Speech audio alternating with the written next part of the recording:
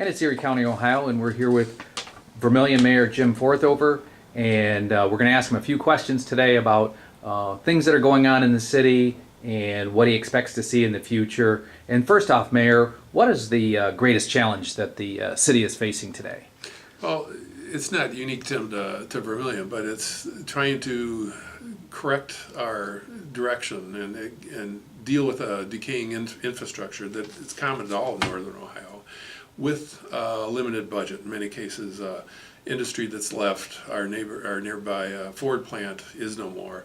So it's really kind of an adjustment period for Vermilion. I mean, Vermilion's known for its identity as its downtown. It's quaint. It's actually no other city that I've ever known embraces the waterfront as much as Vermilion does. It's why we're here.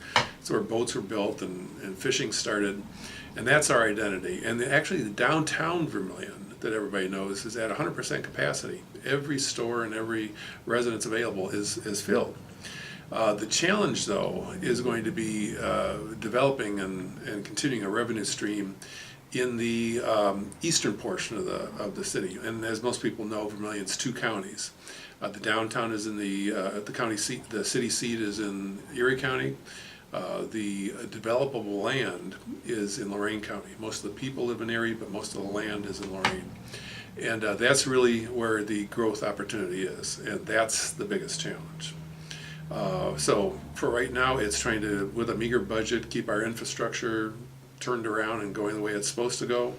And the most short term of all was actually to correct our budget. We found after we took office that there were some misinterpretations of our resources through no one's particular fault. There was nothing nefarious. It's just an adjustment in accounting practices. We found out we were a little bit in the hole. I had the good fortune to be able to hire a outstanding finance director in the form of Amy Hendricks, who had been a treasurer for the school boards, both in Vermilion and Fairview Park, and she has really gotten us back on solid footing. So now we're on solid footing. Every bit of money has been squeezed out of the budget that can be squeezed out, but that's really not enough to take us to where we want to go. Where we want to go is going to have to be fueled by additional revenues from businesses, and I mean larger businesses.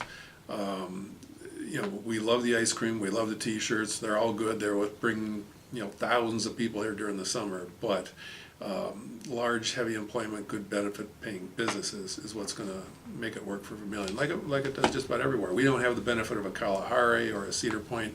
We've got to develop something, and usually, and probably it's going to be little bits at a time.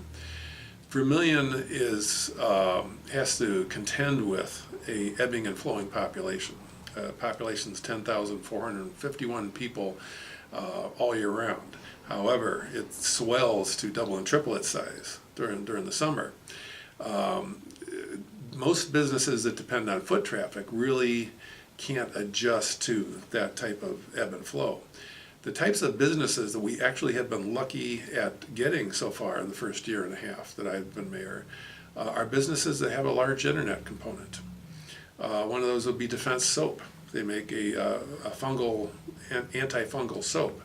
And although they, I'm sure, would probably sell some to you if you walked in off the street, where they make their money and their business and their employment is by shipping it out the back door to people all around the world. And that is true of a model that's been coming to Vermilion, and that is sustainable because that does not depend on foot traffic. We have in our city, actually in the Erie County portion, we have a company called Air Filter Factory. Most people in Vermilion don't even know it's there. But it's in Inc. magazine's 5,000 fastest growing companies 2 years in a row. And here again, they sell filters of all kinds, and they all go out the back door, and they all go to military, consumers, retail, all over the world. And that's the model. We also are having moved from Amherst is Vintage Lighting. It's going to be taking over an old building down there that they're going to renovate, and that'll be very nice, and they'll do some retail business. But they're also going to be building a warehouse off the back, and that's because over 90%, I think, of its business goes to the internet. So that I see as the future model for Vermilion that's very sustainable. And we'll still have our beautiful lake. We'll, I encourage business owners to come to Vermilion and bring your boat. You can be out of work and on a boat in about 15 minutes. But it's that type of model that's going to be the future of Vermilion, I believe. And Jim, you've just you were sworn in about a year and a half ago. Is that correct? A year and a half ago. Right. January 1st, 2018. Yeah. Right. And so, tell us a little bit about what your short-term goals are for Vermilion are, and then what your long-term goals are as well. Well, the short term was to get us turned around on our finances, and as I mentioned, with the help of Amy Hendricks. Solely with the help of Amy Hendricks, we got turned around to where we're supposed to be. So that short-term goal was put into play. Another short-term goal was to make sure that Vermilion is perceived as business-friendly. Not that it wasn't before, but I talked to the people in City Hall here. I talked to the people in the building department and told them that whatever you're doing, if somebody sniffs around for business opportunity in Vermilion, stop what you're doing, let me know, and swarm them. Actually, of the businesses we've gotten, Ed's Equipment, Defense Soap, and Vintage Lighting, a couple of them have said, we chose Vermilion because we felt like you wanted us. And we don't just say, here's the form. We go visit them. We go see their place of current business. So we help help them get some abatements if that's possible. But anyway, I'm going off track here, but the short-term culture change was the thing we were after.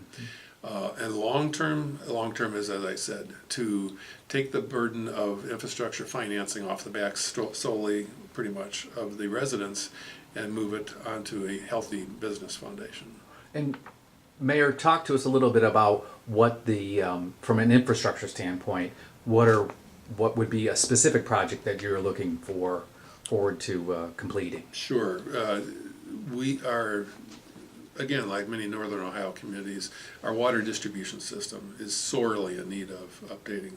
We have our share of water main breaks. People think they're exclusive to Vermilion, but they're not. But we certainly have our share. And we have had a study done that showed that of our, I believe it's 42 miles of water mains that we have, there are 25 miles that need replacement. And to help facilitate that and and this is going to be a 25-year program. I mean, this is nothing that's going to happen overnight. But we raise the water rates to the point, another $100 units, so that we can start financing those water main replacements. And our first project is Adams Street this year. It was identified as the main closest to the source of water of our water manufacturer that's in the most need of replacement. So we're knocking off that one, and we'll keep working at that. Second, right behind it, again, like in many communities, are the streets. It was certainly a great idea to put concrete streets in about 50 years ago when some of these communities were built, but they've exceeded their lifespan. And if anything's expensive to replace, it's a block of concrete street. So finding a way to finance those is next. Finding a way to finance the replacement of arterial streets, state roads, and things like that, we have a lot of help with that. But replacing our own local roads, that's a challenge. Very good. Mayor Forthofer, thank you very much for talking to us today, and I'm sure we'll be back out to interview you once again. Okay, thanks for coming, Tim.